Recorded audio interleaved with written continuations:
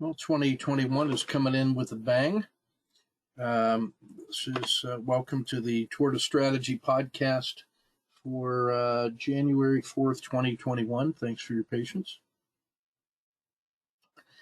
Yeah, recording is working. All right. So just by way of, accountability and update. So I had talked last week about a swing trade I was putting on in QS, which is QuantumScape. That's that battery company. I had tried a swing trade in here and cashed going into the weekend. I tried a re-entry last week and had placed a stop here at 110, and I'm sure glad I did, as it was down 40% today. It's gone from 110 to 40. That's the you don't have to be right. You can't afford to stay wrong too long. So now this is going to be an interesting play. Since the last time it was at 40, there were a whole bunch of true believers down around in here that were ready to buy it. So I'll be interested in seeing what this thing does in the future as a speculative play. But there you are.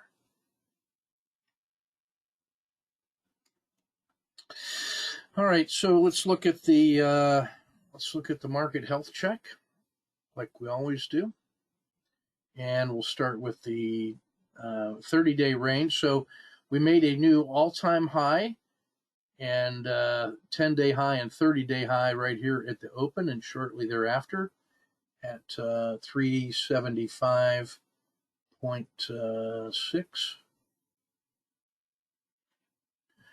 The 30-day low today, or it was 30 days ago, I moved it up a little bit for tomorrow to still 28 days ago, and that's at 350, call it 355. So that's still a 5.5% 30-day range. And in that range, we've had the dragon strong and up and started to roll over today.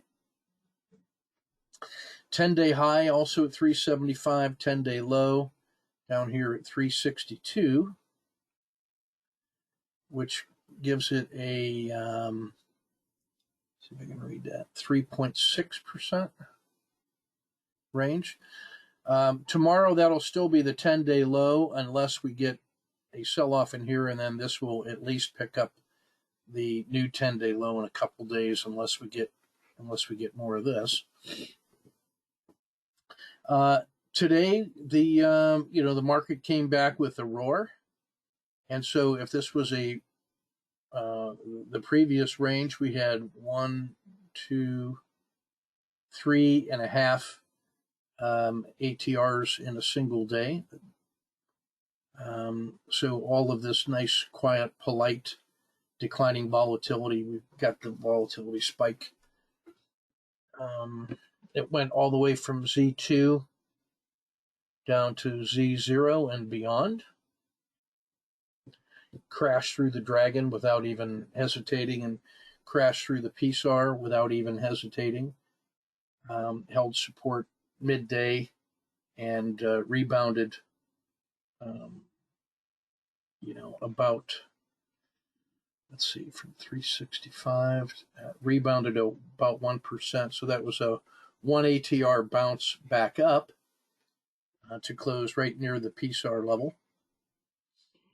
Bollinger Band mean still sloping up. We were starting to get an expansion on the Bollinger Bands. That's going to probably start compressing based on the return to this long central tendency right in here. It's kind of right in the middle of that 10-day range now. I'm going to treat the Bollinger Band mean still as support at 367, the 1-day low at about 365, the 10-day low in Z-1 at 362. Those all have to hold. If that breaks, then it's down to the 30-day low pretty fast. Could it get there in one day? Well, yes, it could, because it got that far in one day. If it just did what it did today, it could go test that long-term fair value way down here at 353, which we haven't seen for 30 days. So that's quite a remarkable move. Other things of notice, the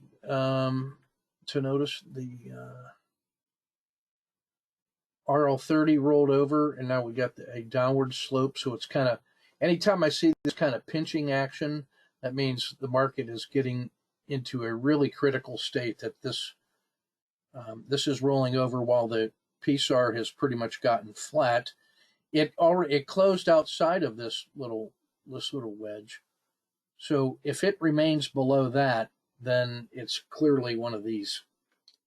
Today's price action negated the previous week, took out the dragon, took out most of last week's prices except for that little sell-off pain. So I just feel like this is really in question. So we got one leg down to the low of the day, two legs down to the 10-day low and the previous support level at C1. So that's the downside. On the upside, for the optimists, it has to get through. The PSAR and the dragon. This is really that's the noise barrier. It's got to get above that hump of the dragon and Z1. We're going to call that 371. Peak of the RL10, 372. And then that would then people would say, yeah, I guess that was just a fake to test the weak hands. In much the same way that this was a test of the weak hands. And so we end up getting a pretty nice 7-day move in here. So could this happen again? Yeah, it sure could. This could have shaken out all of the weak hands. Caused me to exit a lot of positions. That's for sure. So we'll see how that goes. So there is some upside, tactical upside to 376. So I think tomorrow will be a fun day for intraday trading. It's gonna. I wouldn't be initiating swing trades this week, I don't think, unless I just had something like in wheat and precious metals, or maybe in Bitcoin that offered some opportunities. So this is really a tactical market right now.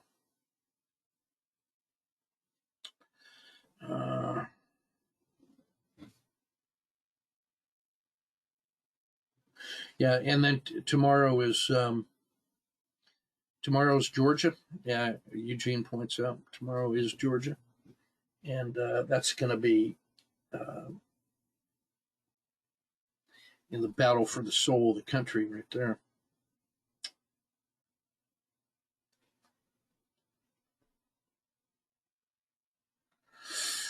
All right, so let's take a look at the sectors today.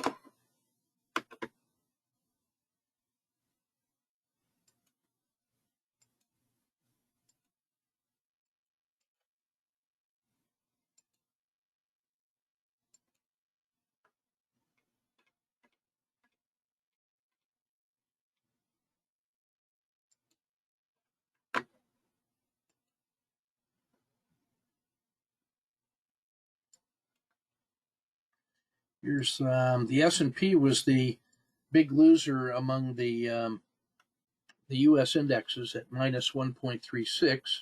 Well, I guess the Qs were down to minus 1.41.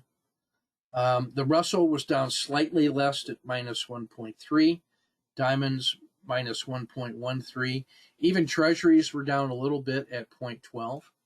Still, there were a large number of sectors that did better than the S&P, which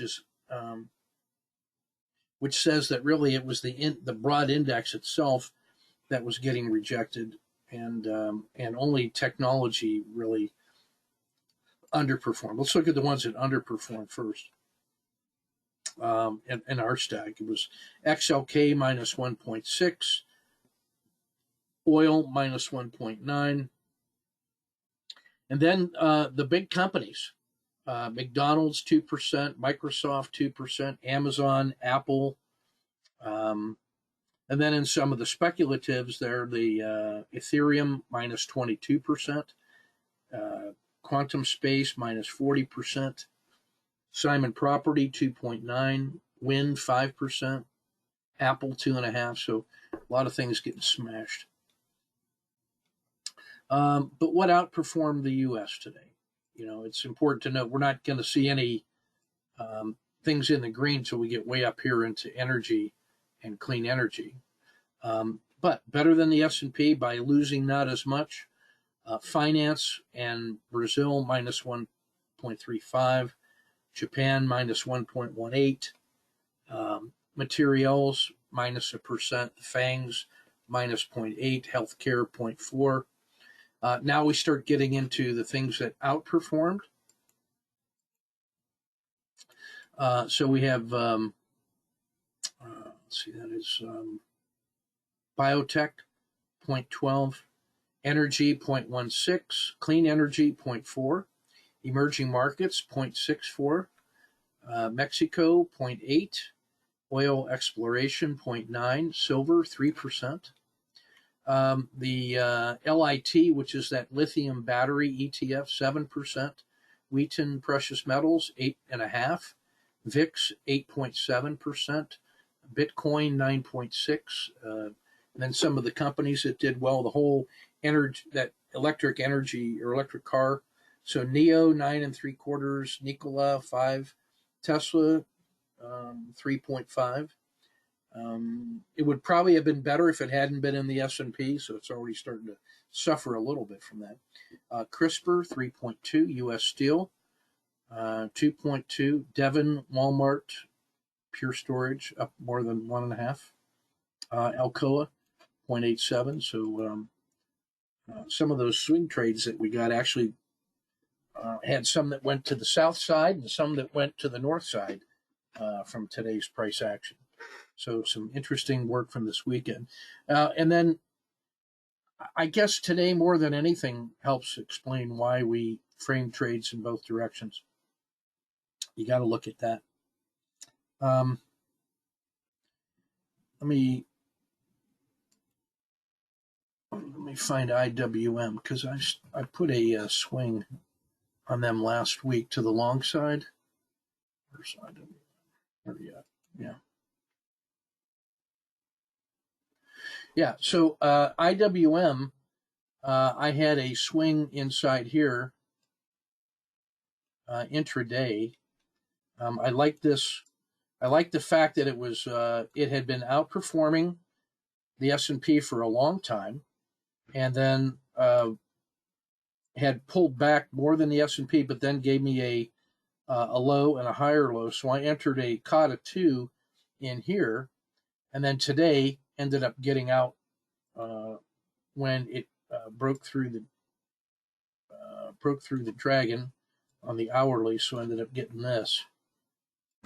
So that little swing trade just didn't pan out, and was glad of my stop. And again, you don't have to be right. You can't stay wrong too long. And I'm happy to have missed that.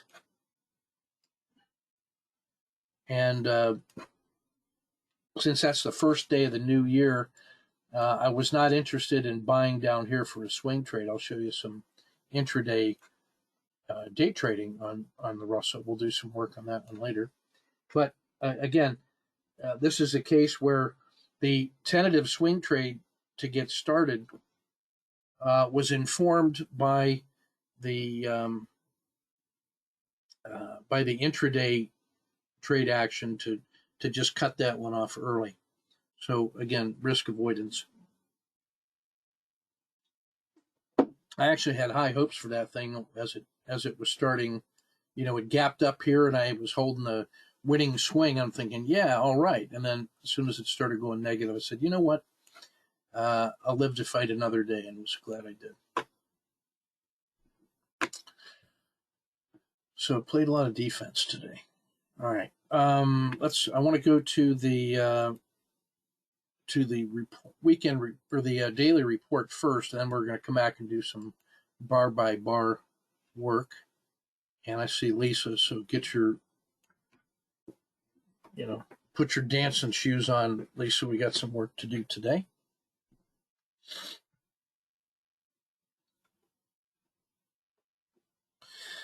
Lisa signed up for some coaching with me, and so that's why I've been picking on her. So don't feel sorry for her. She asked for this.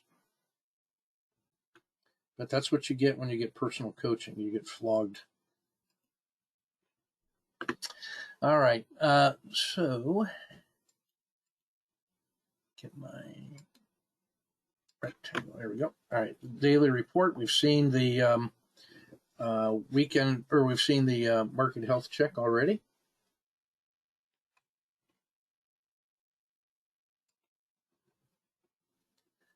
I let that come up on your screen.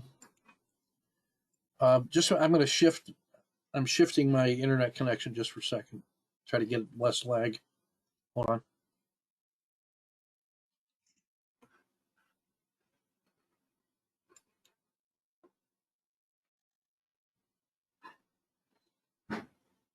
All right, so let's try that again now. Should be back. All right, so we are still in bullish normal conditions. Dramatically oversold on the short term now. We are in risk off with the risk Z, and we've been talking about why this is such a vulnerable position here. And the fact that it is starting to vote down means that this last little run up could look like this, followed by a nice big sharp sell-off.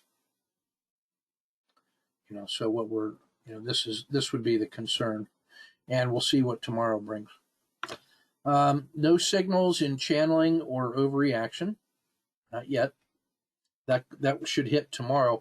And the reason the overreaction doesn't hit is because it started with a gap up and then an intraday sell-off.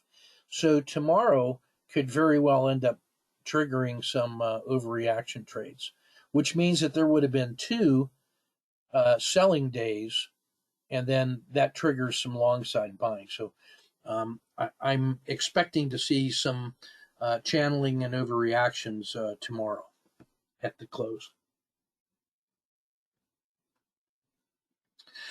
The min pains include, Walmart, United Health, Johnson & Johnson, and Goldman. The max pains, Boeing, Apple, Salesforce, Nike, Chevron. Monsanto, Boeing, Halliburton. No surprises there.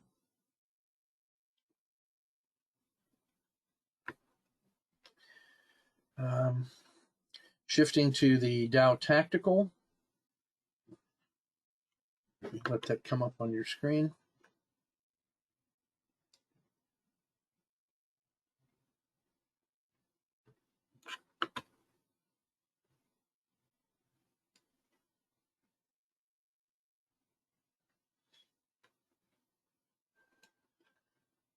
All right, so Dow Tactical now.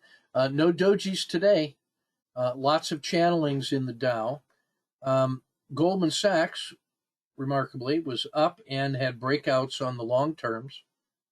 So maybe they're getting ready. They're already priming the pump to protect against the volatility event. There was one bad day of selling, so Goldman's already starting to benefit from that. Boeing was a big loser. It was channeling, and an overreaction is 2.2 to 1 and broke down on the 10-day and the 1-day. 3M started its little sell-off, and Travelers also broke down on the 10-day. And then finally, Walgreens had a breakout to the upside on the 10 days, so that maybe the bottom's in there. That's been suffering for so long. ETF 30 Tactical. We have two channelings to look at here.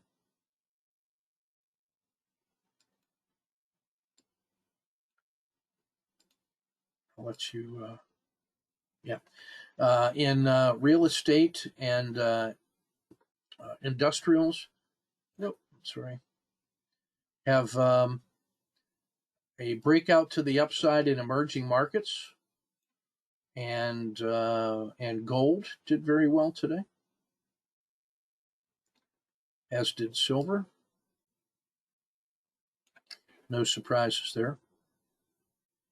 And the surprise to me was kind of oil exploration. A number of four triple screens from today. Brazil, small caps, the S&P itself, and oil. So the big indexes have pulled back a measurable distance today. And so that would mean we'd be looking for hourly breakouts on triple screen entries tomorrow in Brazil, the S&P, and the Russell. So those of you on the swing, from the swing course, would be looking for that. In the auto framer, we've got four defensive plays there that test out better than 2-to-1. Home Depot, Salesforce, Boeing, and Verizon have all sold off pretty sharply. And that's using a full ATR as their risk. And here's the framing data for you right there. On the daily squeeze, only one of them, and that's CRM, Salesforce, had at 2.3-to-1 for a squeeze. So there's not an easy squeeze to see for tomorrow. Today made a lot of things roll over in the fall. In the ETFs, considerable number in the Dow as well.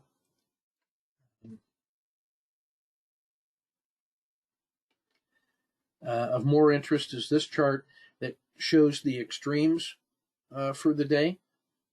So Goldman Sachs and Walgreens really distinguished themselves. Even Walmart distinguished itself. And I think we had an interesting trade frame in Walmart from the weekend, which showed some. I wonder what that is looking like.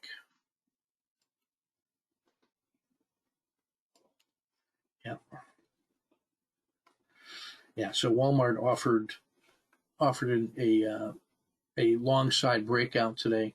We essentially had framed this. Let me put that on the daily. We looked at this on the weekly, daily, hourly, and we had framed this trade here. So just to notice that yesterday's and the weekend's trade frame, if you just follow the instructions, what we had said was that this multiple time period support level down here around 143 offered a tactical play to get back up to this yellow zone, and it got half of that today on a day when it felt like the market was just melting down. In fact, Walmart offered a beautiful trade right out the gate from getting long here at around 144 and a quarter, 144 and a half, and the routine sniper exit at 146 and a half, or the managerial exit over here. And then that, because that was bucking the trend of the day, you might have stayed with it and then had a COTA 2 trade later in the afternoon. This is a typical COTA 2 entry, and here is also a COTA 2 entry and a Z3 pinch breakout. So Walmart was definitely in play today, and there was a lot of buying pressure in it. And those second two trades benefited from the rebound that was in the broader market. But the point I want to make is that right from the get-go, with a hybrid frog, if you have your standard risk box like about here, which is approximately 30 cents, you're making a nice gain on that first move, and you have money in hand while the market is getting crushed. So the power of preparation, don't underestimate that. Over on the let's see, in the red, the symbols that really suffered today appear at the top. Boeing, 3M, Travelers, and Cisco. And Coca-Cola didn't make any friends today, minus 229.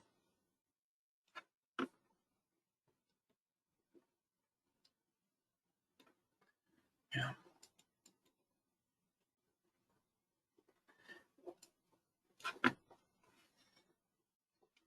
And let's see.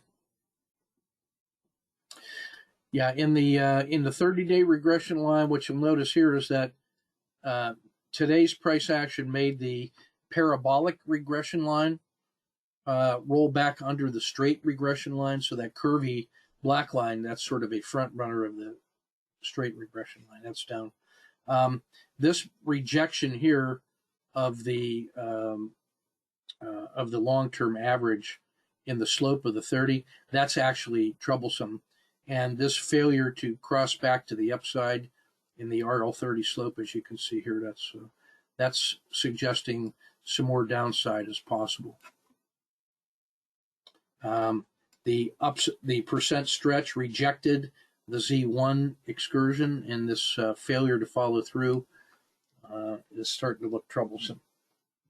Yeah, this long sideways looks like topping action waiting for Georgia. Yeah. Volatility starting to creep back in.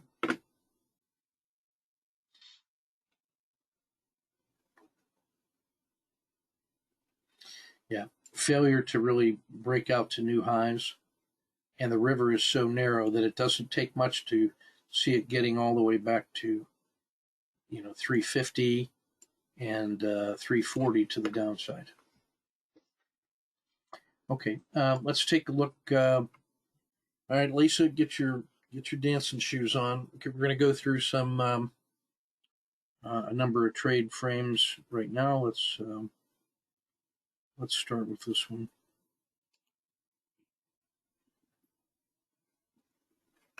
All right. Get the zoom in on this a little bit.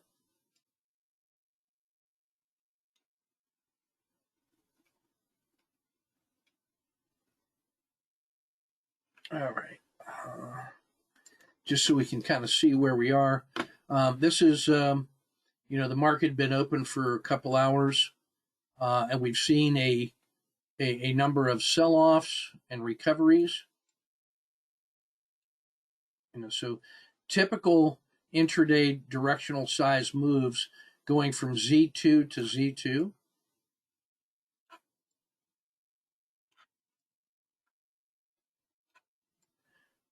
Here's one where the Z2 actually went a little bit further, almost to Z3 essentially, and then back up. So we've had a series of those intraday oscillations. So really what we want to do, what we want to learn from this is to respect the turning points in that RL10. All right, when that RL10 reverses and rolls over, you really want to respect that when that's happening at the at those Z-score boundaries. All right, so noticing these.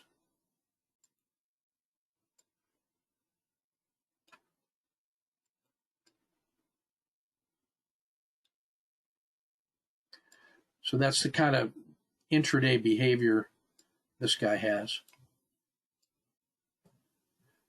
So as we start looking at these, this trade frame and reference points I set up, and if you don't like these, Lisa, you can try some different ones.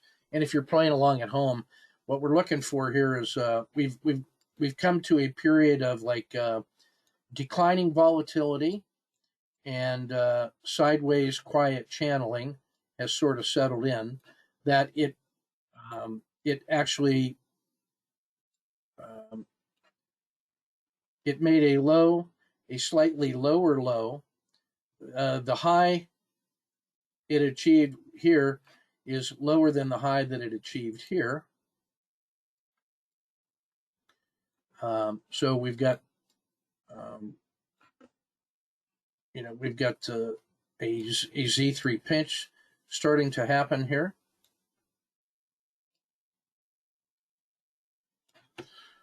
And the up and down, the size of the up and down oscillations is less. And so what I mean by that is this.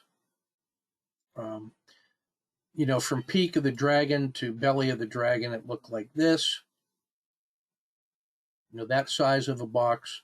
And now this size of a box is getting smaller. And now this time it's even smaller. So what we got is actually a period of declining volatility, which is indicated by the, you can see the pinching in the Bollinger Band means, or in the Bollinger Band Z3s, right? So that's where we are, Lace. We've got a Z1, a step one. We got price right here at the dotted blue line. I've marked off a yellow zone from the peak of the dragon is at 1, peak of the RL10 is at 2, and then the Z3 breakout would be at 3. So we really have a 1, 2, or 3. And then 4 is a Z1 minus Z or Z minus 1 and a belly of the dragon breakdown. 5 is at like a collapsing dragon below the belly of the RL10 and also a Z2. And then 6 would be at a Z3 excursion. Okay? So what I need you to do is tell me what you want to do. Your trading plan. She's looking at long at 1 and short at long 1 and short 4. Okay. So you're looking for, didn't mean to do that.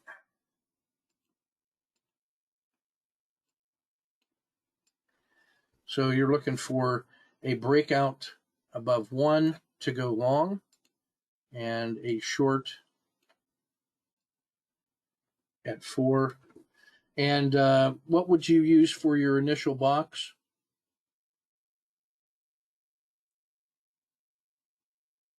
Yeah, and Eugene also points out that the 4 is, that's where that rising PSAR is also hitting too. Yeah, I would agree with that.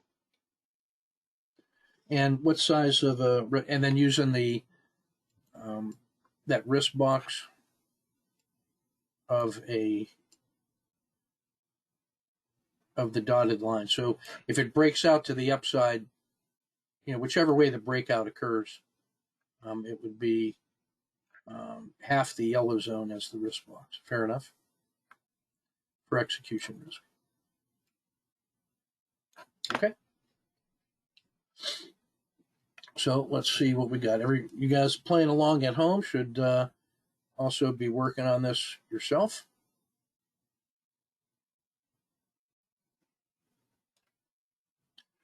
Make sure we're still recording here. Yep. Okay.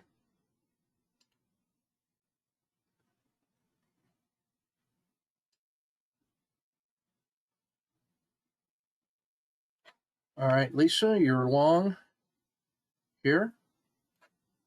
And your stop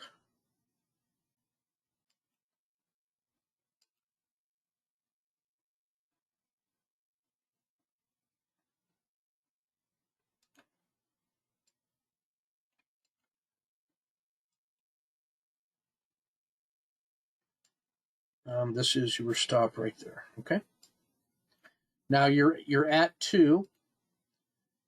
Now I'm going to stop prompting you for when you want to start adding second positions or anything like that. I'm going to make you make those decisions.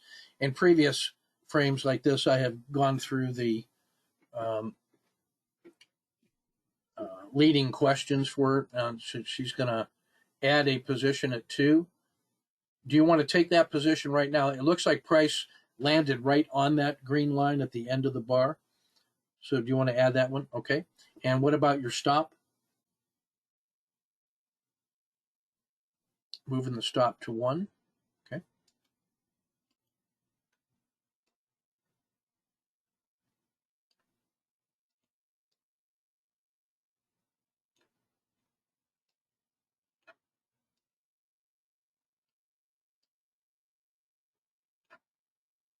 So be it. Alrighty.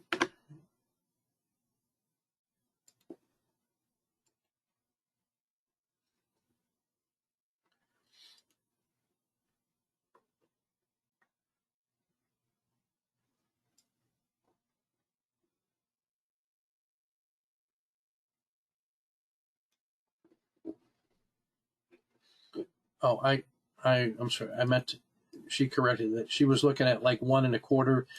So basically, to get a no lose plus dinner for 2 on the first trade, it would still keep you slightly underwater, but yeah. So um, I I'm going to assume that you're making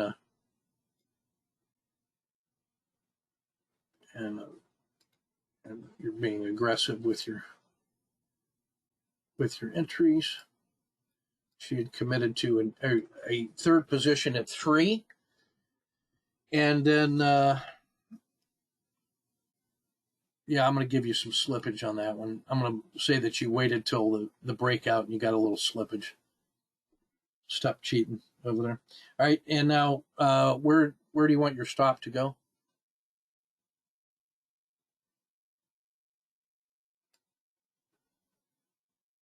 To like a 1 bar low.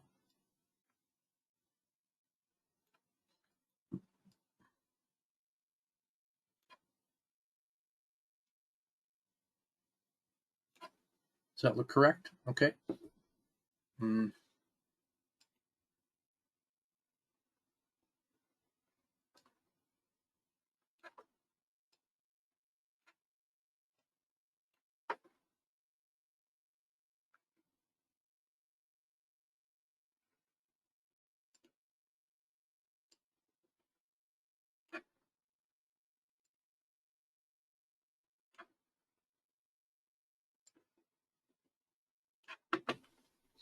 Do you have any thoughts on a 4th position?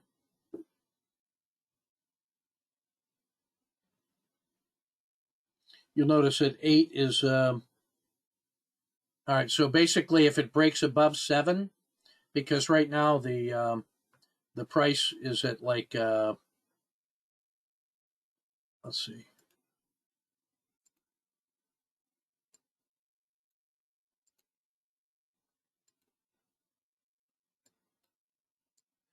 Yeah, price is like right here. It had pulled back to right here. It touched 7 and then came back. So do you want to add a 4th position at 7? Okay. If it breaks out above 7. All righty.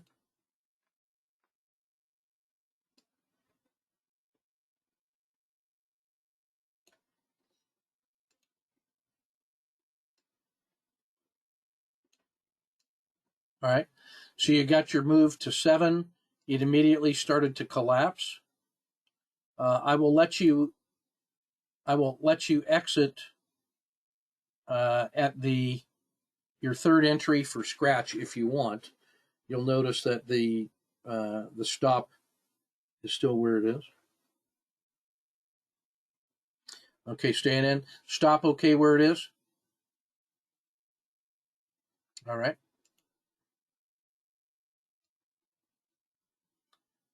And stop is hit.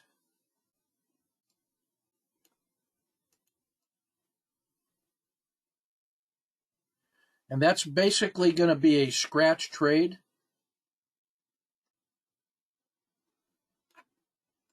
By the time you're all done with that, because those extra positions that you got on erase the gains from the first 2 positions. I'm going to say, yeah, because position 2 and 3 cancel each other, and positions 1 and 4 cancel each other. All right, so let's talk about reframing this one then.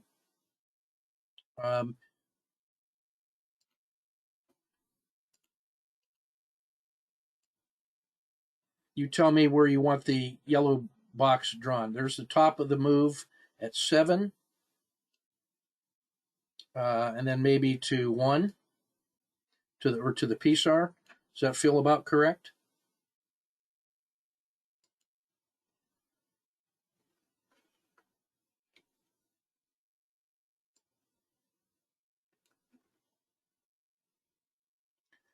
All right. So where do you want where do you want the top of the box, at the RL10 hump?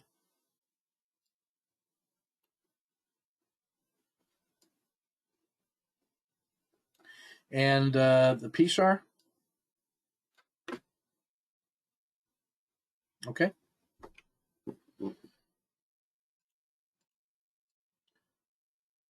So that's going to be 1. I'll say maybe, whoops, dang it, a new intraday high for 2, and then a Z3 excursion.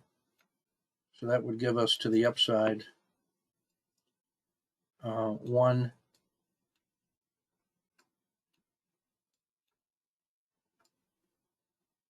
2, 3.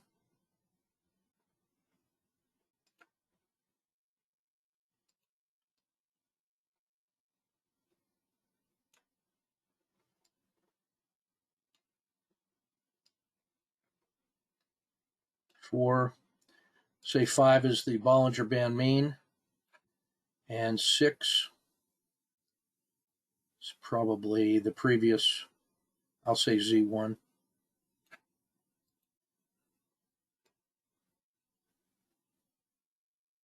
That feel about correct? All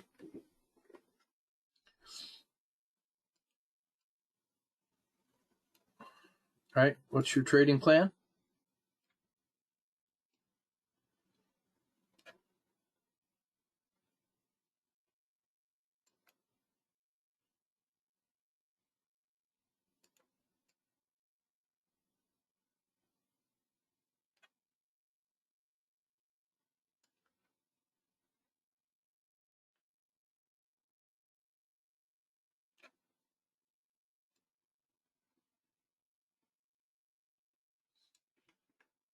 Okay, 1 and 4 stop at the dotted line. So the usual, the standard technique. Okay.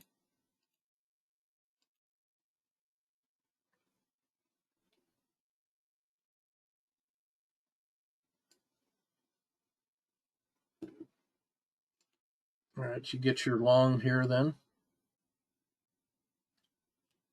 I'm going to say that 2 would be too soon for you to get a second position on. I'll give you your second position at 3.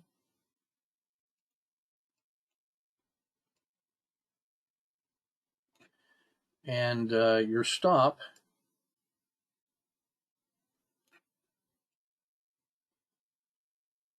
so your stop was at the dotted line. Where do you want the stop now? And stop at 1 and some change.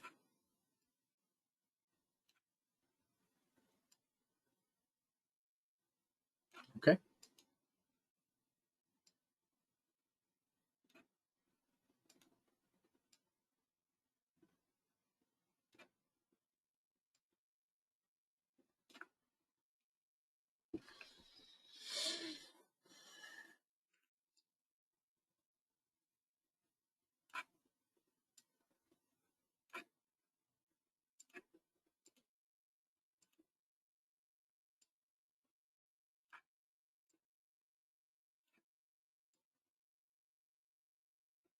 So 9 is the previous Z.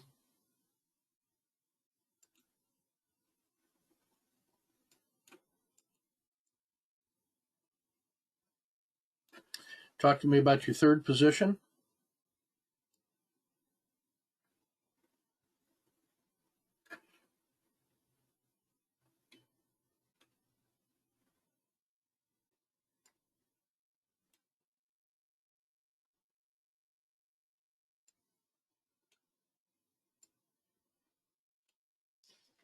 So you're looking for a third position at 7. Okay. So if we get a 7 here,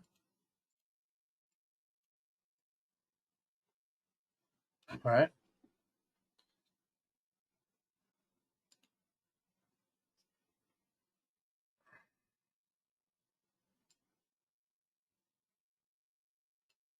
All right, we get a bit of a pullback. You still okay?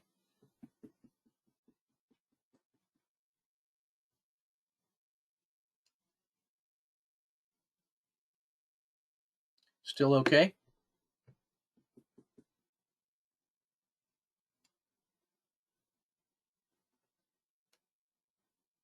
We're going to get our entry is here. And it has pulled back.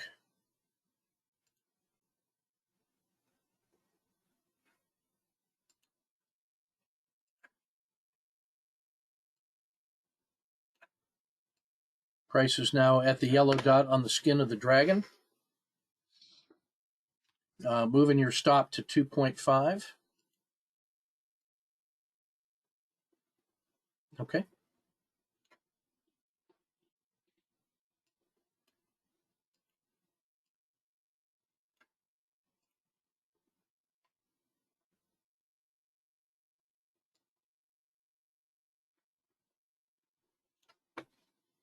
All right.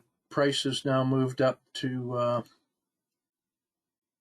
like 7.5. You're looking to add a position at 8.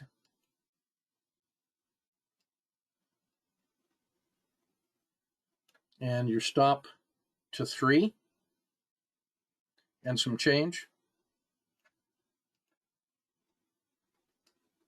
Or skin of the dragon. All right. 3.5. Spine of the dragon. All right.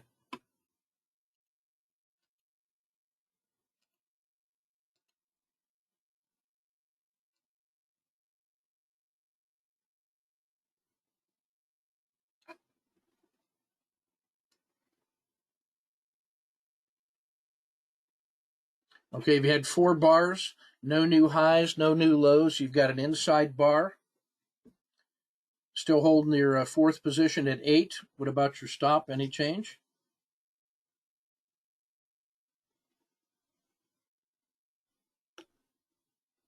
Stop to 3.75. So roughly there. So like at the edge of the river.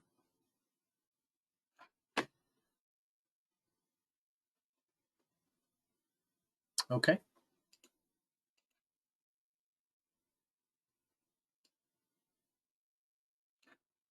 You got your 4th position in. The rest of the market is melting off. Price is at the yellow dot above your 4th entry.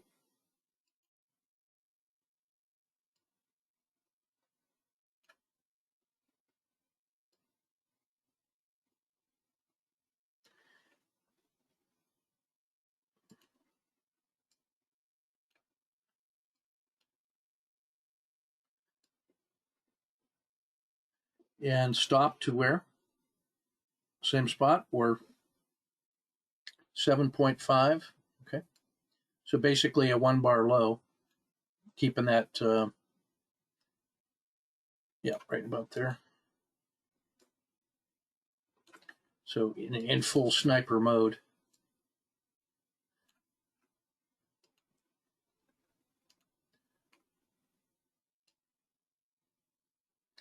Should have asked you for your 5th position, huh? No 5 positions. All right, price has now moved up to here.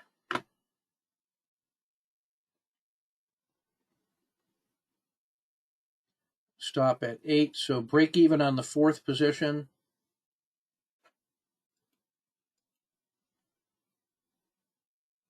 So now this is genuinely going to be a science project here.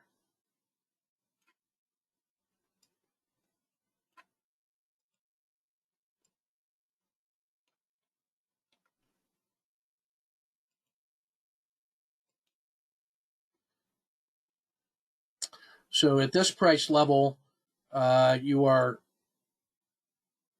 just looking back at as a point of reference.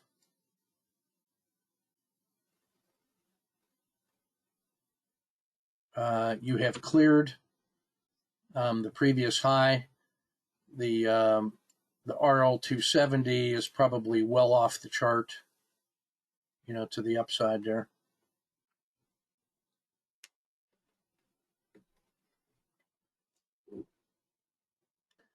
Now, I want you to start thinking about where you would get short on this if you were going to get short,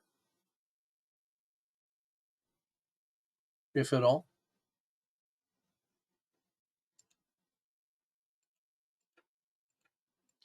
And the reason I say that is, one of the things to start thinking about, the way to decompress or to decouple yourself emotionally from a good winning trade where you got four positions in. So let's just see where we are on this one. Here was your first risk, right? So you've got 1, 2, 3, 3.5, 2.5, so that's 6. You're at 7R in hand right now. If it came back, because your fourth position would scratch, so that red line represents a 7R in hand. And so you might really, fall in love with that position. But if it turns out that this was the peak, the Z3 peak, and we start seeing some of this price action, this is where you say, all right, how far down the stack does it have to go before I decide if I want to get short? And you said at 7.5. So for you, a break below this, basically this cluster in here, or basically skin of the dragon, would get you short. Fair enough?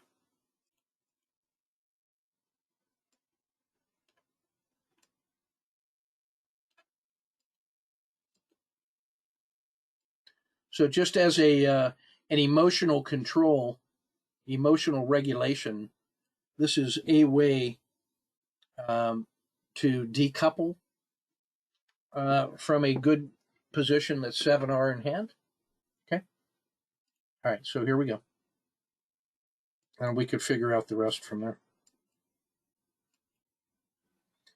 Zoom back in. Now, notice how you feel differently about that trade based on how closely you were leering at the price action. The closer you get to the price action, it feels different. When you back out of this thing a little bit, that just feels differently about where you are.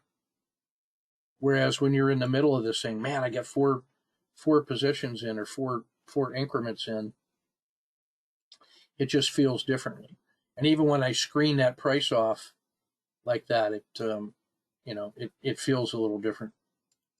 So that visual cortex we have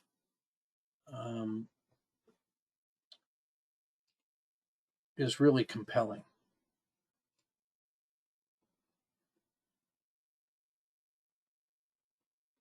All right. Price, it spiked up, spiked back down, came back up. It's sitting right on the green line. I'll let you have an exit at the yellow dot if you wish, or you can adjust your stop.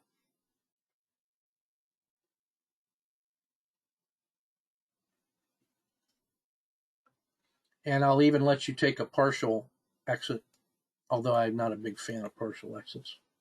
But I understand why if you had 4 positions in. Okay, so you're going to take half the position here. So that's going to be like, now here's the power of 4 positions, right? When price was down here, when what we calculated right here was that if price had come back to the yellow dot, then you would have had, and got all out, you'd have 7R. So now when you take a look at that box, just moving from the red line to take that play right there, that's adding 4R. So that's actually, if you took everything at the blue dot, that would be 11R.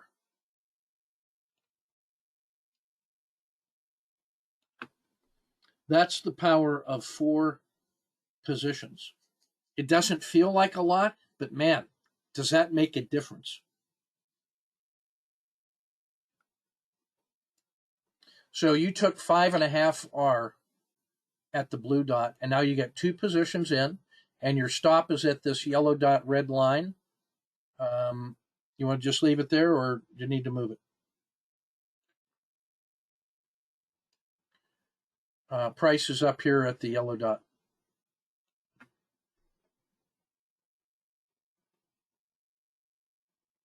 So with 2 positions, if it came back, you'd be basically given back 2. So you'd come out of here with another 3.5R. So you're 5.5R in hand. And if you go to the you're basically at the middle of the dragon right now anyway. So that would just kind of be slippage or spillage.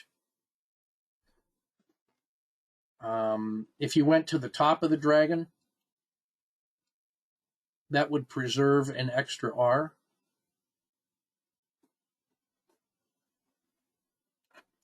So I'm going to give you I'm going to let you nudge that up to like a 1 bar low, just to keep an extra half an R.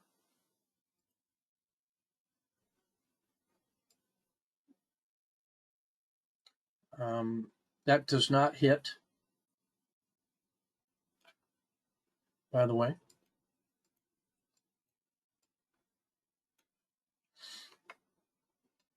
Because I want you to suffer.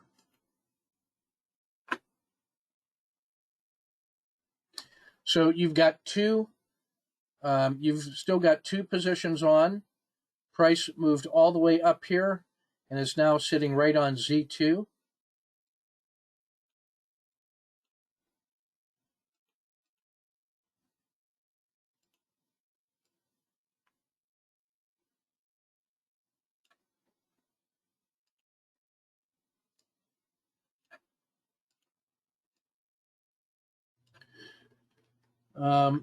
Now tell me about your stop.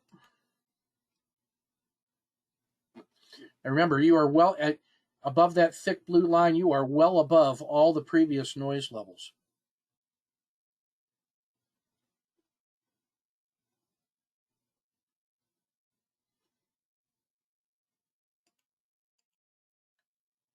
So here's some logical places for your stops. One would be above the previous, where you took the last one, 1 bar low.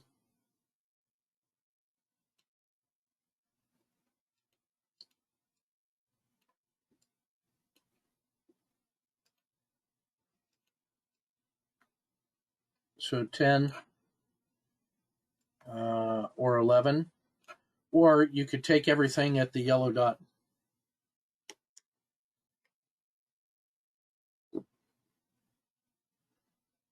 And you could even re-enter if you want.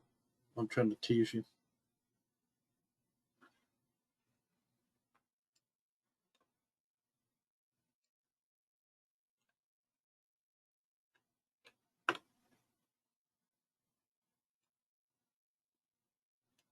All right, Lisa, time's moving on here. I'm going to keep your stop there at 10.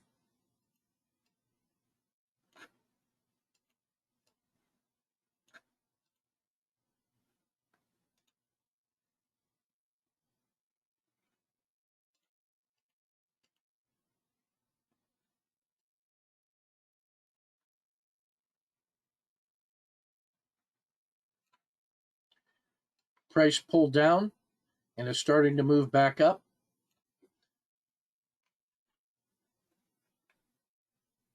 Middle of the dragon.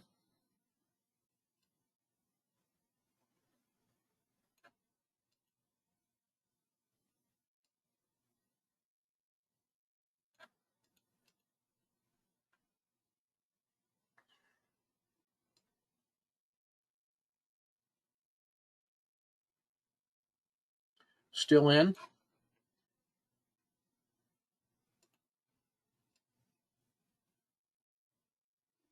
Prices moved up to Z2 again.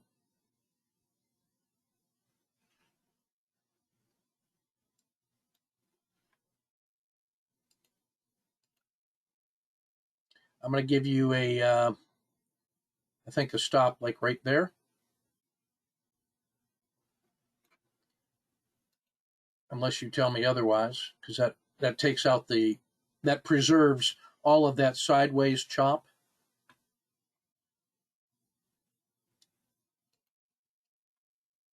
So there's 11. I'm going to say 12 is here, or 13 is here.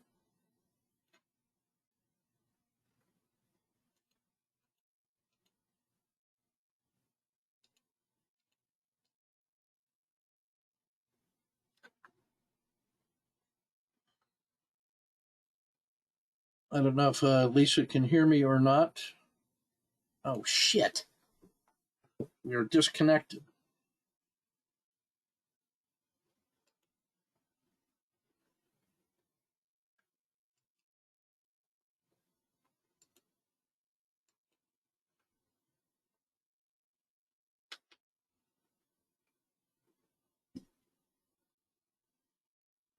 Oh, sorry about that.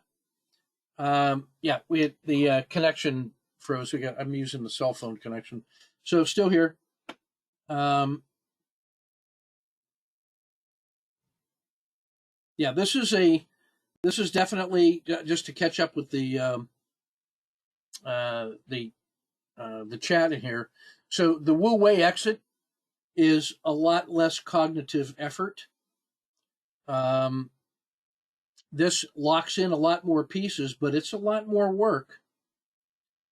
Lisa, what I did was I didn't notice that I had been disconnected. So what I did was I moved up after you took your exit here at on the sniper at 10. I just moved you up to 11 to keep track with the PSAR and the southern skin of the dragon.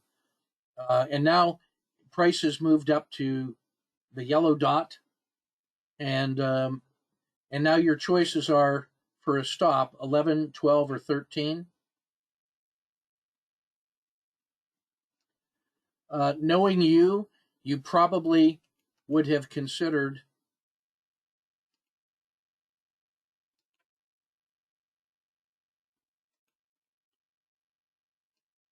a second entry here, or to put another position either there or at 12.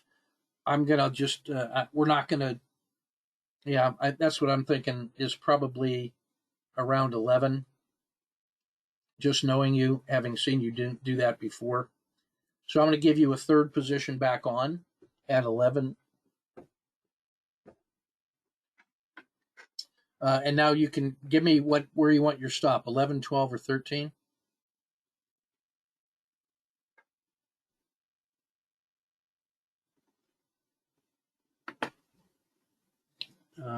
13. Okay.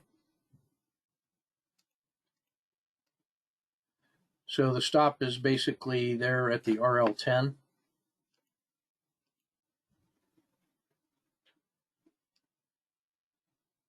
And that gets you all out.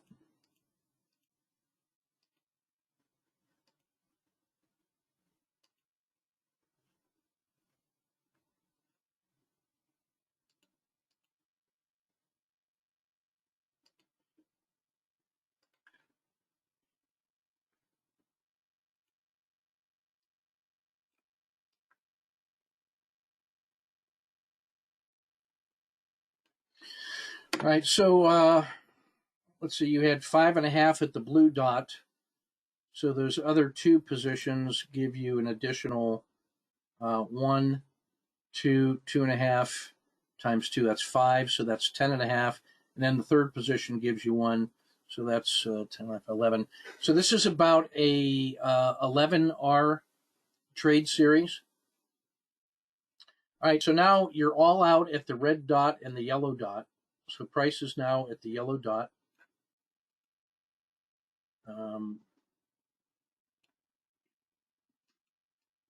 You've just had an enormously good move. Tell me about your yellow box now. So this is the same size of a yellow box. So just for symmetry purposes, I like to just put that right in the middle. Now notice how that goes to the top of the price and the skin of the dragon and the PSAR. Now,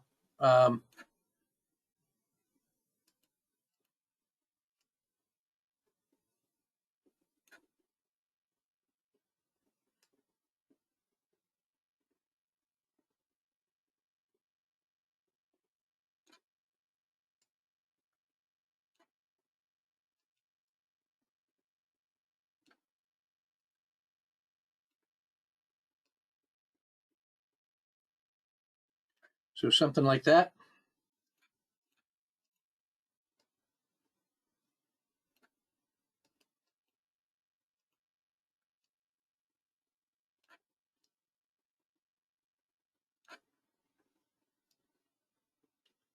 Does that feel about correct?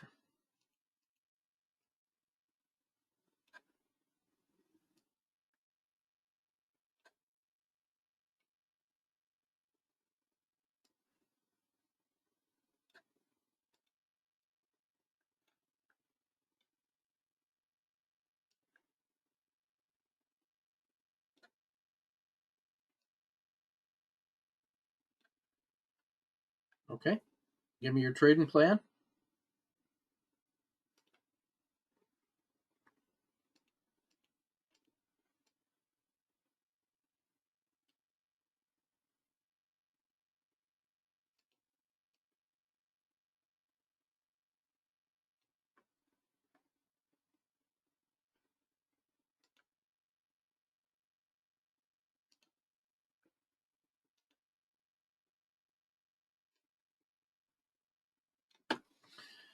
Long at 1, short at 4. Okay, off we go.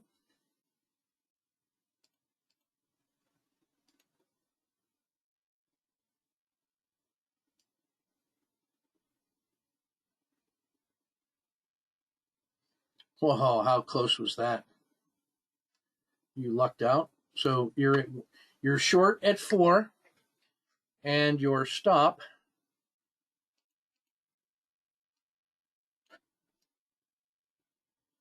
is now the dotted blue. All right, just leave it.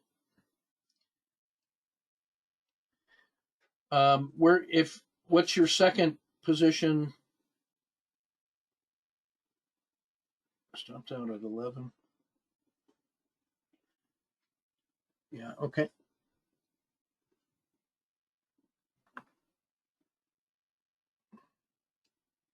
Yeah, good job, Eugene. Where are you looking at and then a second position short at 5 if that breaks below kind of Z1. Okay.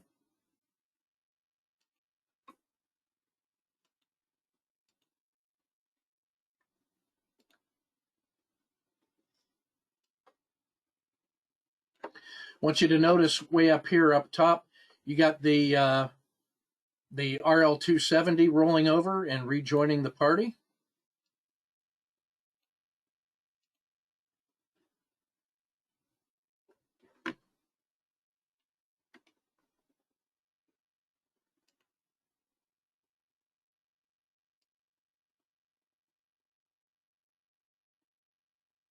Not yet. And I'm going to kick you out of that position right there.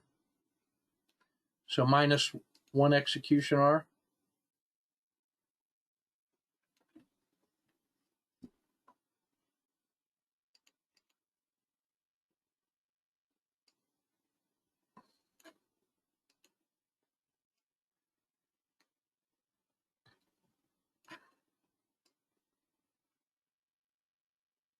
You still want that yellow box? One more?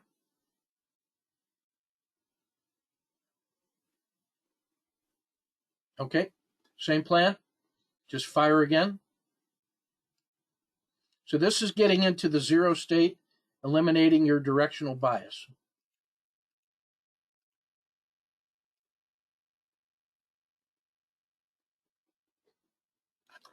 And long you are.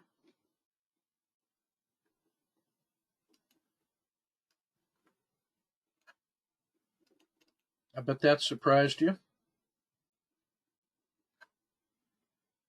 And you're probably, knowing you, you're probably moving your stop to right about there.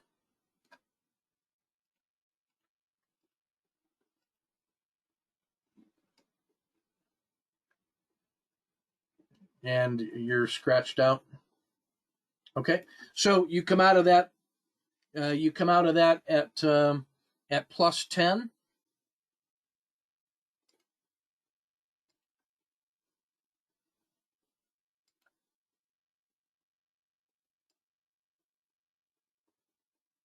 And that turned out to be the afternoon trade.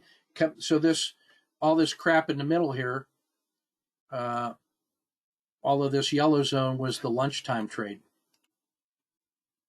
Okay, so that's the afternoon coming out of the lunchtime trade, and that gives you 10.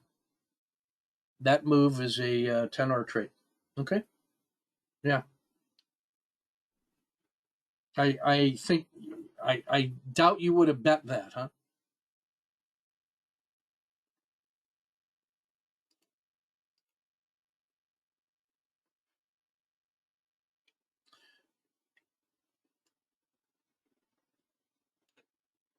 All right. Eugene, are you ready?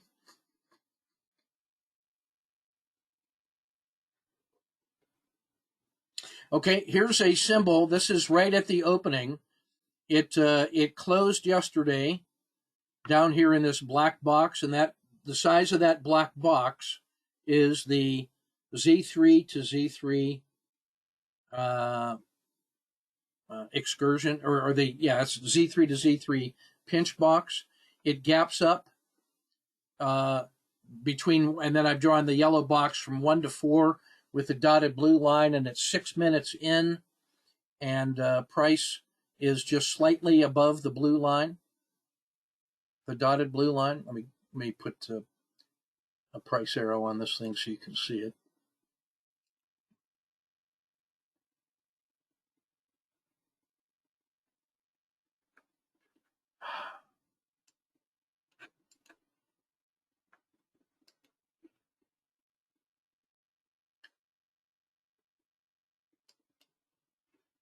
All right, so price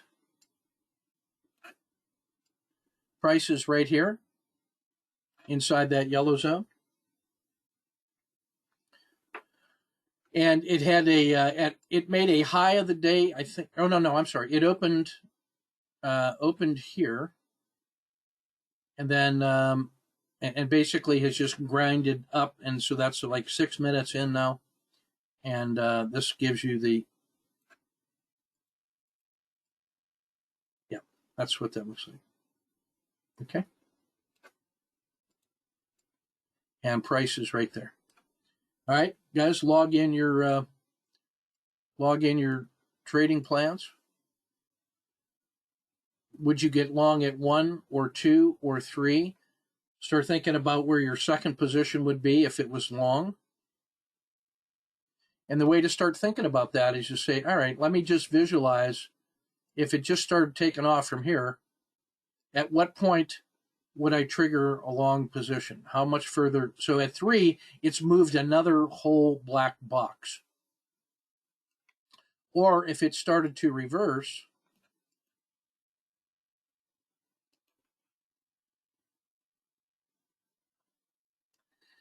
where would I get short? Would I get short at the blue line or the dashed line at 4, at 5, or 6? And by then it's all the way back to yesterday's VWAP, which is down there. So as you start thinking about, those plays, this is, instead of saying wait and see, this gives us a chance to visualize what it might be and then estimate what our monkey feels like.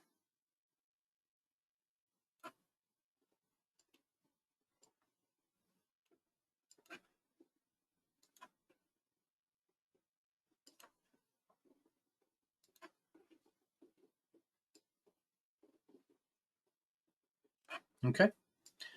So long at, let's see, looking at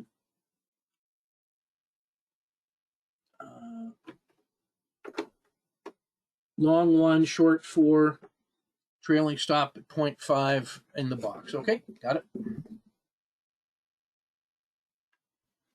And second position with an R in hand, which would be just above 2. If I just shift 2 up a little bit.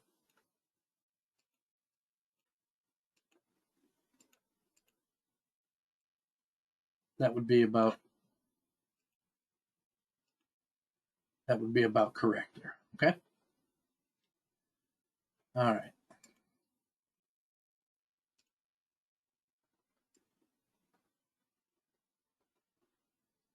So long at 2.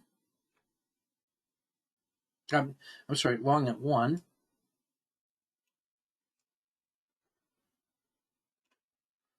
And now your stop.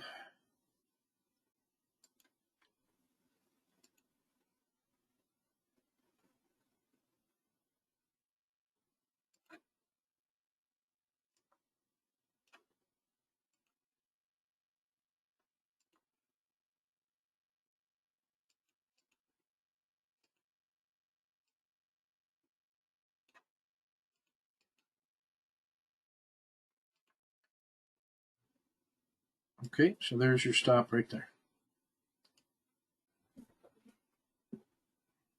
And stop trails 50% of the yellow box. So that would probably put you, I'm going to say, probably about there.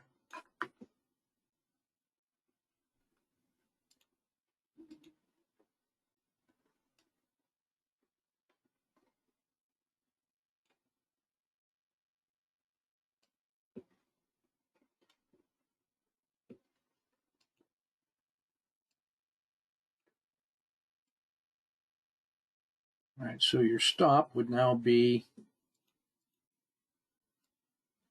right there.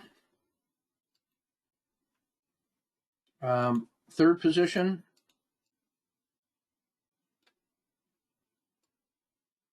that would be about another 1 R in hand. Would be at 3. Any sooner than that?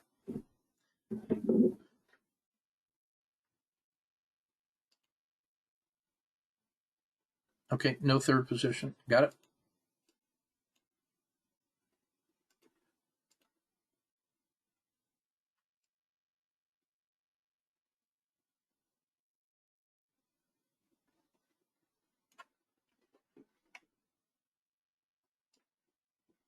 And if you're doing a trailing stop, it would be here. This would be the PSAR stop.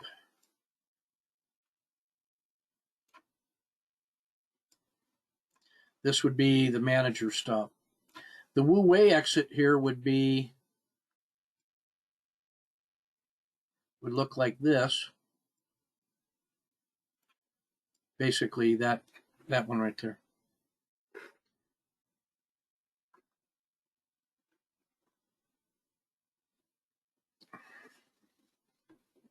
So going from the bottom, it would be A, B, or C for your stop. So this one would be A, which is the Bollinger Band mean. B, so you're going with the basically the trailing 1 R. Okay.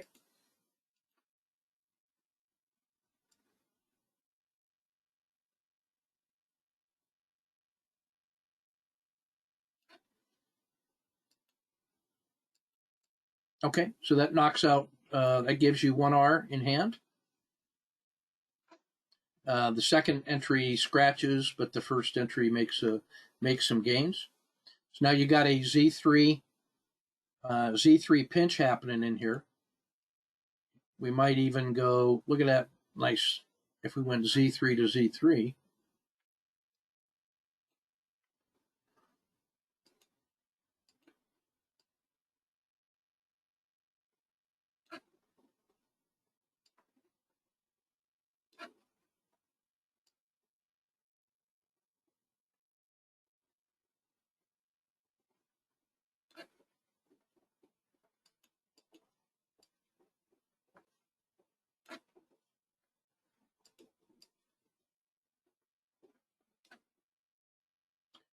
Would you get in any sooner than 4 or 1?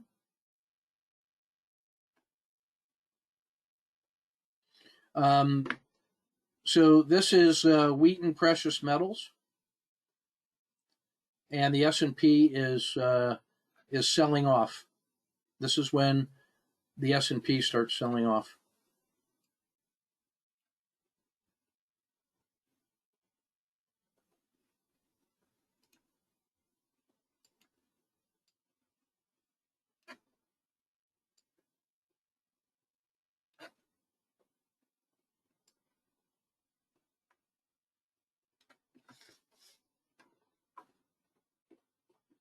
So 1 and 4, okay, the usual.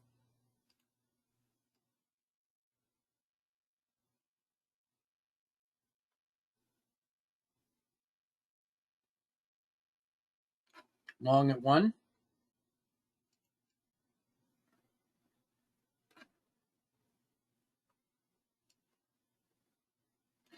A very aggressive, like Kata 1 or Kata 2 would be like at this earlier one, because you have a low, a higher low, and now you're buying the crossover. But that's kind of legit right there.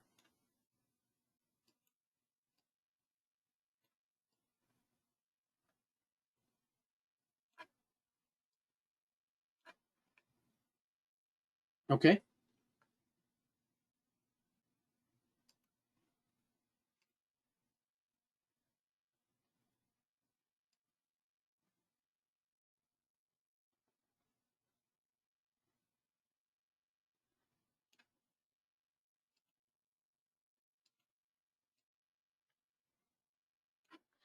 I will let you get a second position there if you want, or just adjust your stop.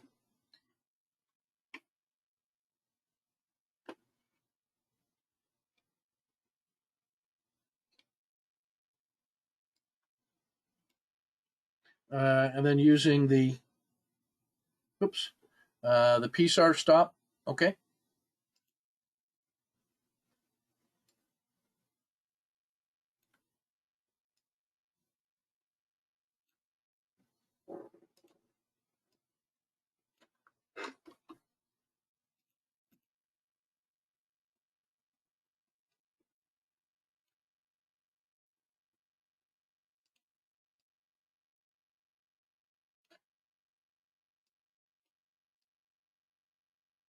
Okay. So that one gets about half an R.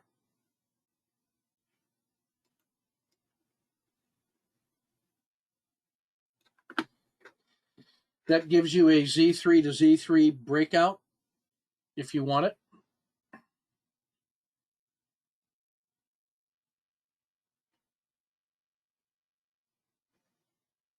The market at this time had completely melted down.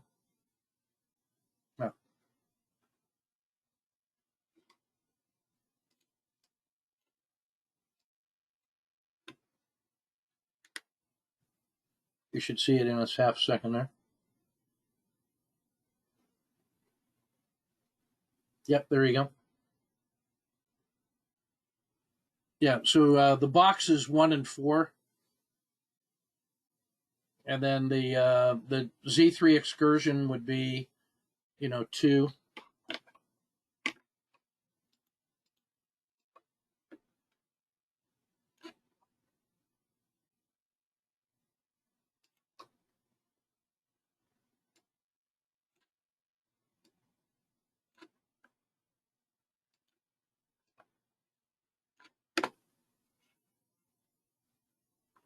And you get the VWAP is well down here by the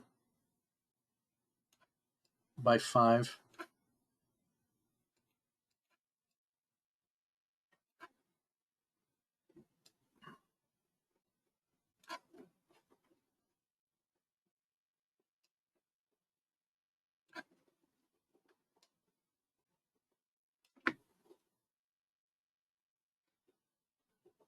Okay.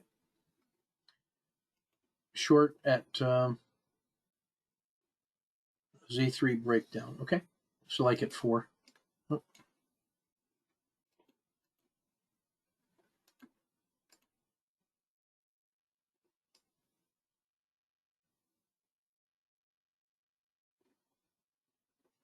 So now we're getting a really tightly compressed Z3 pinch. This is now a super pinch.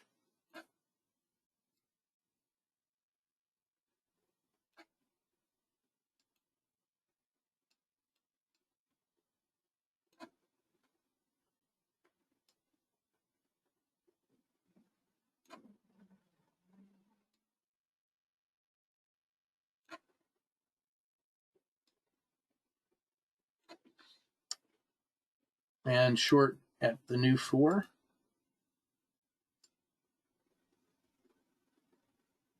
And nothing. So that is the, that's what took us into the lunch. Then there was a slow grind down. And that led into Lisa's trade. So the last one I just want to show you, and we're not going to go through the entire shenanigans. It's already getting a little bit late. But here's another one.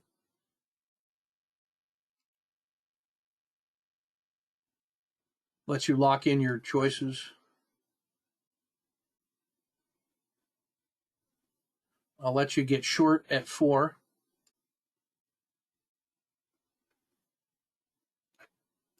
Now I want you to just manage your exit.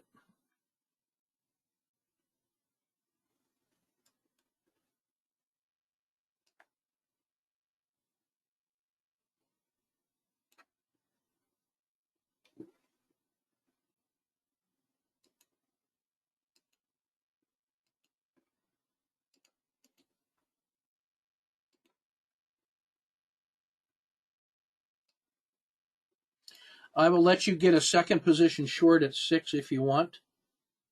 This is for Eugene.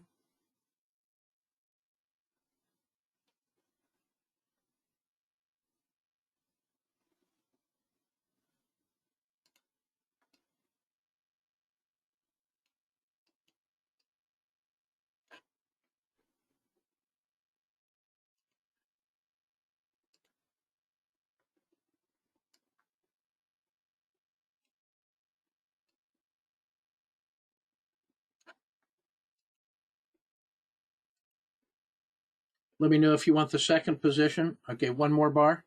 Okay. And no lose plus dinner for 2 or Wu Wei.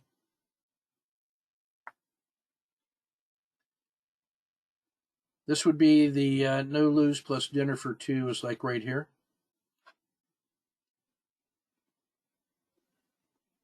If you want it.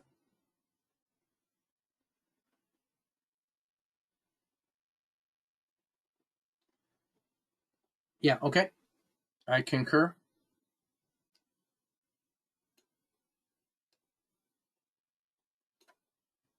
I've never been sad when I do. Of all the times I've ever done that, I have been sad 0 times.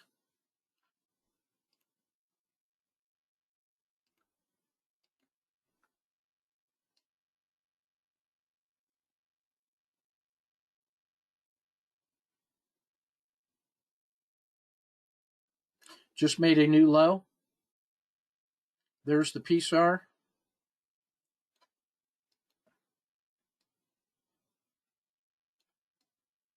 That is the PSAR exit. I will give you the. I'll give you a short here if you want it.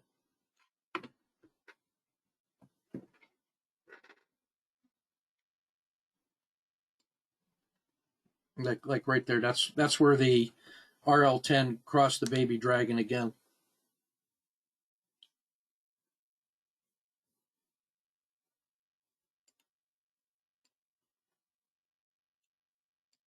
This is the two choices there are skin of the dragon, where the piece are as the trail. Okay.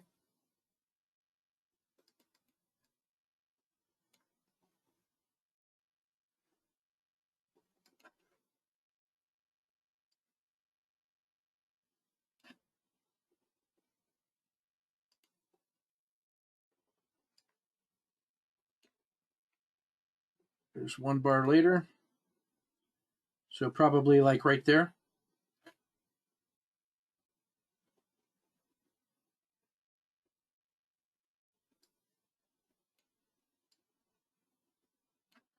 That fair?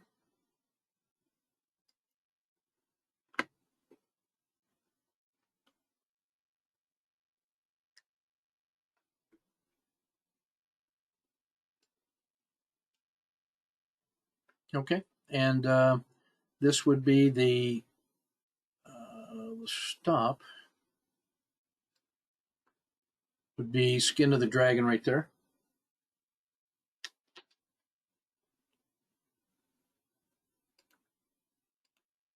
Let me know if you want that second entry.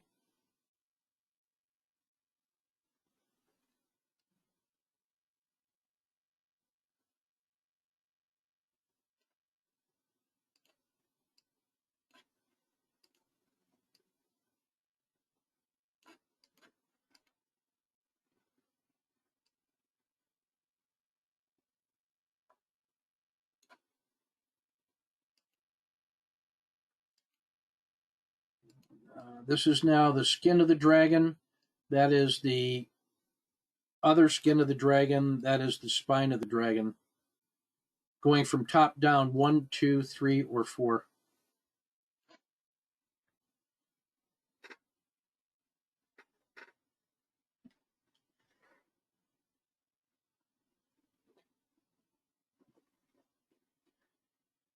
This would be trailing the top skin. That would be probably like the Pisar. This would be the Bollinger Band mean extension. So trailing skin, top skin. Okay, trailing top skin.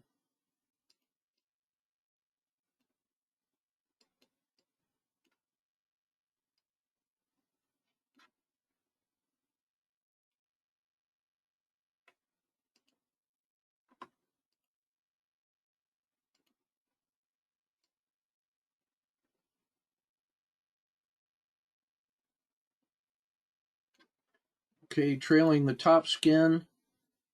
The stop is here. This one is the bottom skin.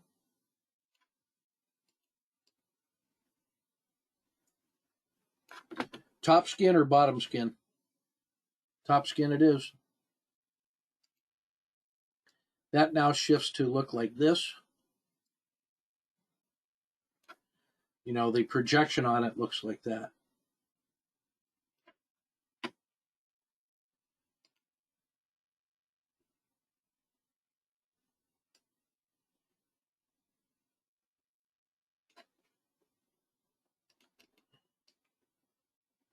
And that would give us essentially about a 1. This would be a 1, 2, 3 exit. This would be spine. That would be top skin, which is still pretty good trade. That's pretty good. Low cognitive effort on that one. I mean, whoops. You know, the management decision on that is pretty straightforward.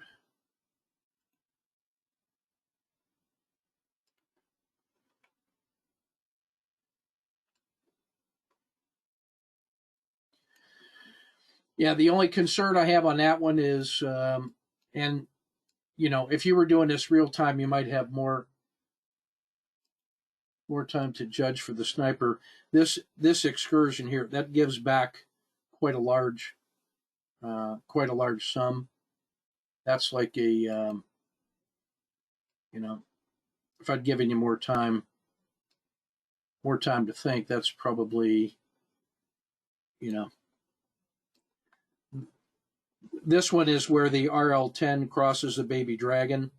And so, between, in my view, anywhere between those two green dots is fine. I wouldn't have been earlier than the lower green dot. Yeah. And that one, well, that gives you, that gives 2R back, the trailing dragon, the top skin of the dragon. But on the other hand, this trade gives you a nice 1, 2, 3, 4, 4.5, 4.5R from there to there. It gives back 2. So you keep more than 2/3 of the gains. So that's not too shabby. Now, would you stop and reverse anywhere in here?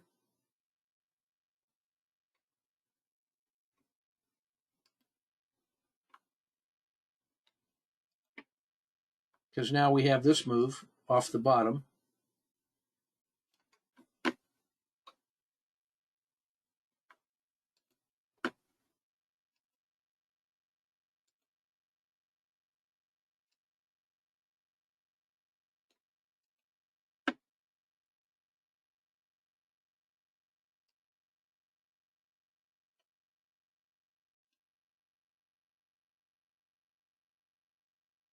Okay.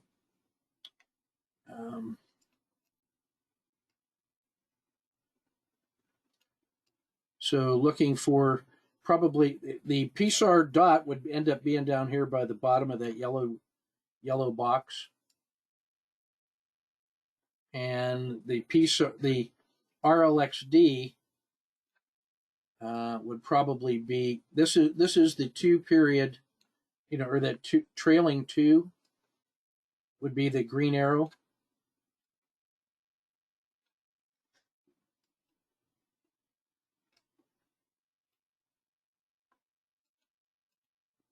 Sorry.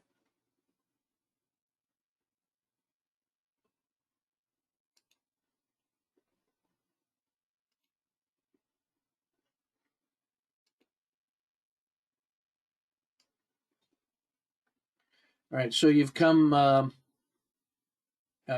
this far off the bottom. That green arrow, big green arrow, and the yellow box is the is what the risk would be if you PSAR'd that.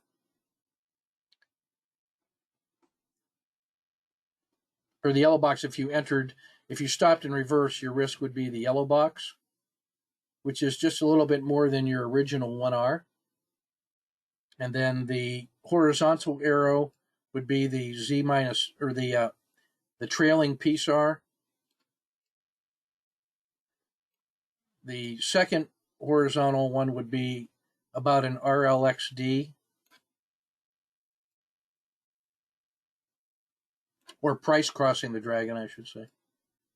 You're still a little bit away from the. So you might just take the SSC if it happens. Yeah. So when the PSAR flips, it will print at the bottom of the RL10, which is where that first green dot is. Yeah.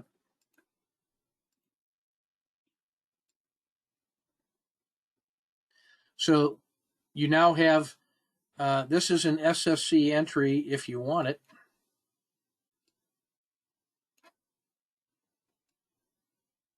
Like right here. And your SSC trade would be risking the yellow box.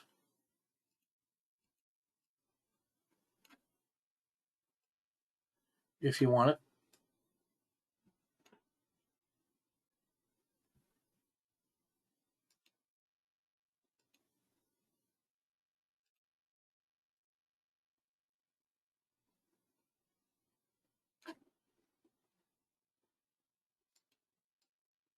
Okay. So if we just set this up as a like a regular SSC, okay, there we are.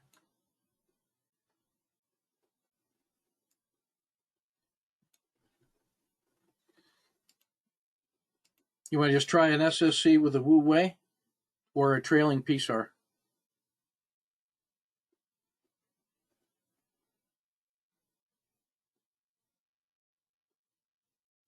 Or trailing wrist box?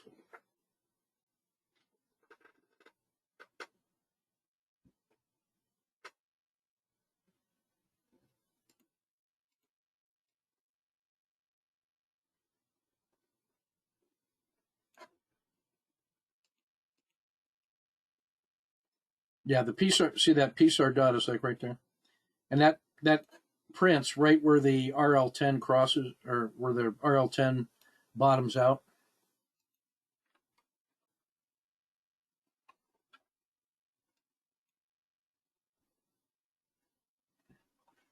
Okay, trailing with the PSAR then. So that would probably be, it's going to be something like that.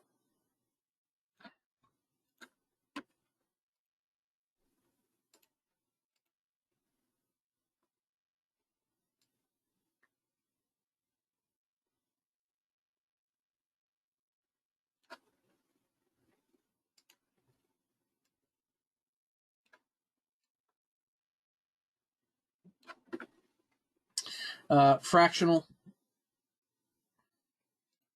You stop and reverse.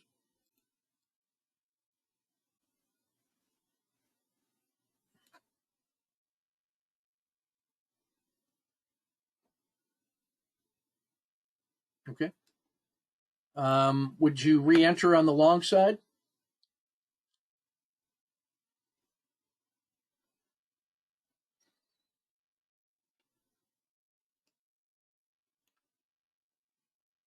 Yeah. By design, the PSAR flip and the bottom of the RL10 when it flips, those come out at the same price every time.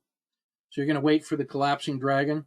Okay, that'll take about another couple bars probably.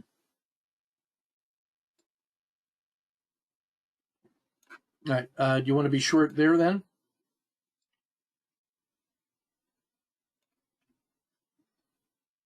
Okay. And stop at the PSAR.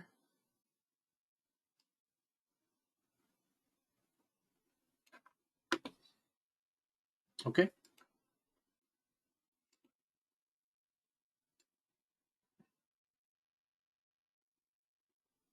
I'll let you scratch there if you want.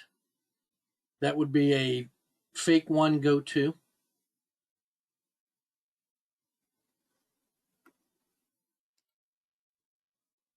And your wrist box, you said, was top of the skin of the dragon, so right about there. I'll let you scratch if you want.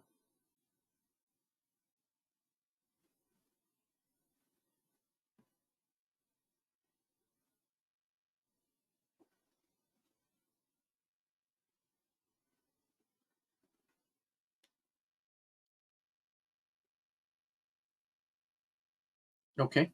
So you got the all right, second scratch then. Now, is that a stop and reverse?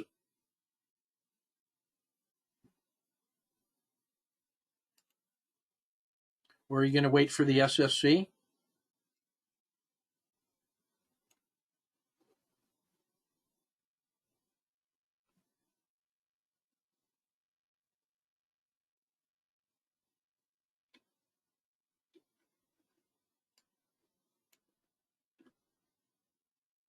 Okay, SSC or collapsing dragon. And off we go.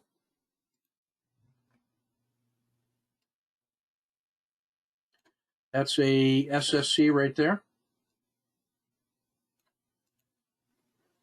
There's the stop. Whoops. There's the stop at the PSAR.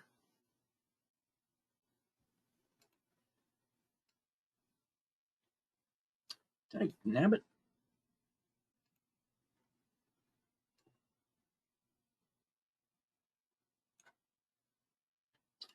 Do you want to trail with the PSAR again? Okay. Too easy.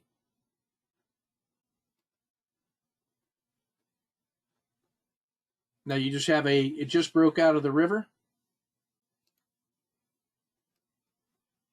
at the yellow dot. You want to do no lose plus dinner for 2?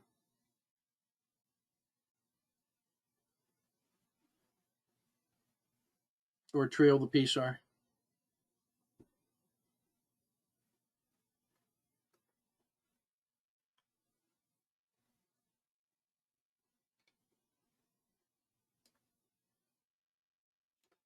Oops.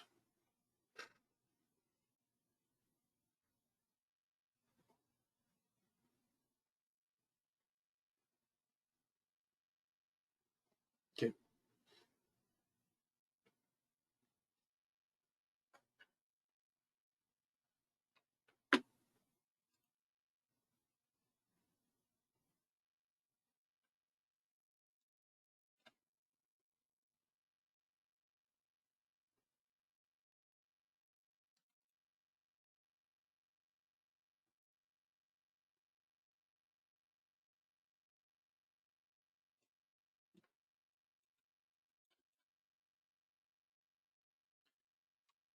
Trail with a PSAR. Okay.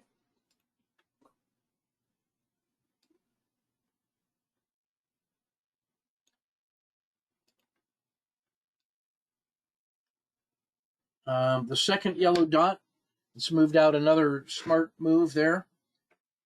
Moved out sharply. The RL10 is starting to, it just began to roll over.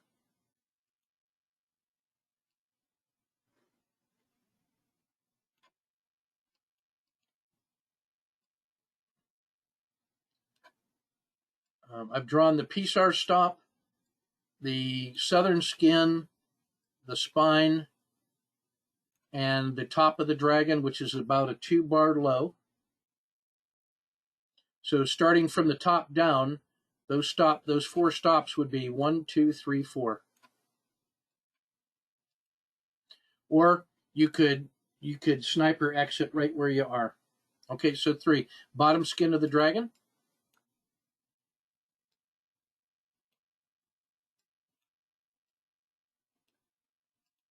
So be it.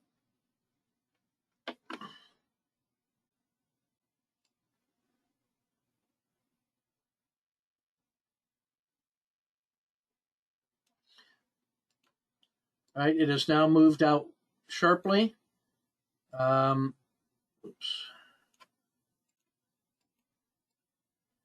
going to give you, let's see, again, the top skin, the spine, the belly, and the PSAR as 1, 2, 3, 4.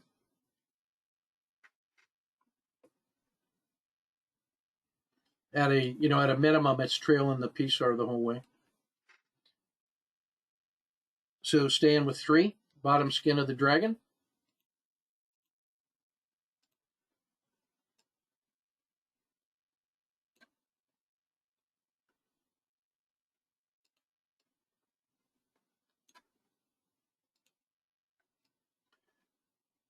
Whoops.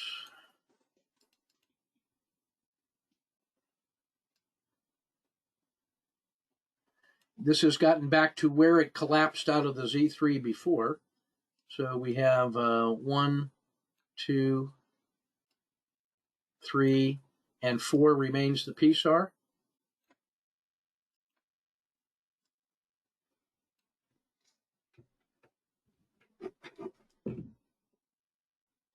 Bottom skin for the win.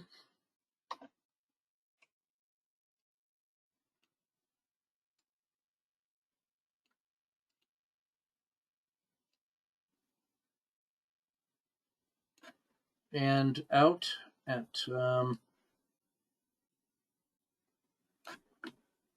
basically about a 1, 2, 3 exit kind of, and sniping just before the PSAR. So the win on this one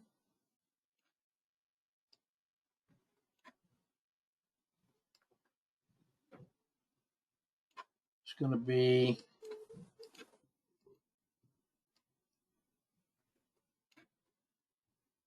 let's see, 1, 2, 3, about 3.5 R. So that gives you, I think the first one, what did we say the first one was? What was the first one was, I think, 4. And this one was like 4. So you're about 8 R right there. So this was IWM, the big sell-off, but then the nice rebound. And then this is one where I would, if you still had the will and the zero state. And this is the point where you start monitoring mental energy, because you've traded it in both directions. You had one good trade, a couple scratches and mess arounds, and then another big trade, and it's completed a reversal just to back to where it started. So this would be a place where you would want to check your mental energy, because you're now at 115. So this is like coming out of lunch, and now the afternoon trade, and you'd have to say, all right, do I feel like, do I even want to trade the afternoon? And so your standard box might be something like that. That's basically the same box that you had before. So there's something, even if you went a couple dots down, you could even frame that trade that way.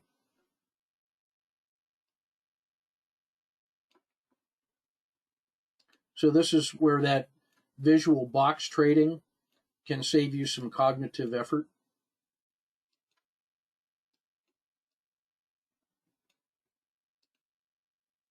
Mentally, emotionally, how would you feel at this point? So you're holding about 8 R in hand.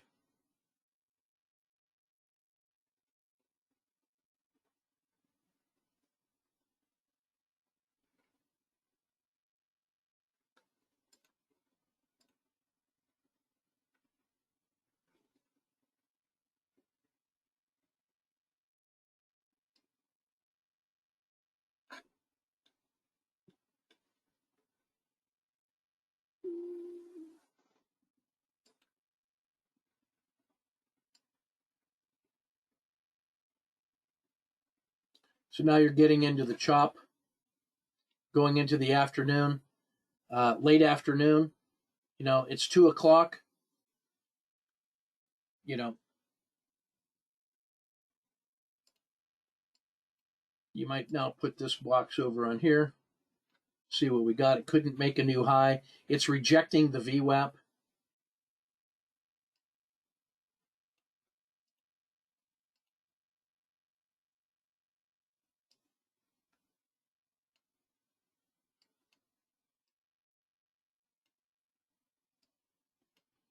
And then nothing for the rest of the day. So now the what I didn't show you was that earlier on this thing, the portion that you just traded right there was, let's see, was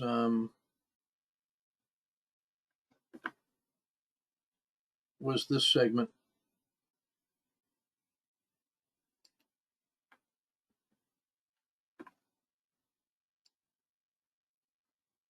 That was basically the segment you just traded right in here. Whereas there was still quite a bit of, there was another huge move up in there. So that's where I was trading today. Was I had that long position on IWM, and then I tried a short, scratched, tried a long, scratch, then stopped and reversed here, and then got the big run down, and then I reversed basically the same place you did. And then that took us into the afternoon trade. Right. So today was a day when not having a directional bias allowed gains on both sides of this market. IWM traded in both directions for 4R each. Wheaton gave us trades right from the get-go with a hybrid frog, but also in the afternoon on a Z3 pinch, super pinch breakout for like 10 or 12 hour, I think Lisa had. So quite a lot of activity today on a huge range day like today with lots of fear. The Russell is a reliable trader to the downside, and Wheaton was good on the upside. So you don't need a lot of targets on days when things are moving. If you can find the mover, you're in pretty good shape. So very well done, guys. And I like, Eugene, that you're staying true to form. And so Lisa gets 4 positions in very fast and likes playing the tactical stop, playing tactical stops. You like getting the 1 position in and then having a relaxed exit strategy. So either one of those, it's the same patterns, but everything that's different is in your personal preferences for how much effort or energy or cognitive cost of managing those positions. If you're going to get 4 positions in fast, then you actually have to be more like a sniper exiter. And this was us just trading 1 symbol at a time. If you're going to expand your span of control, then Eugene's strategy of the relaxed stops and rules-based stops and trusting in the law of large numbers is a way to protect you against overcommitment.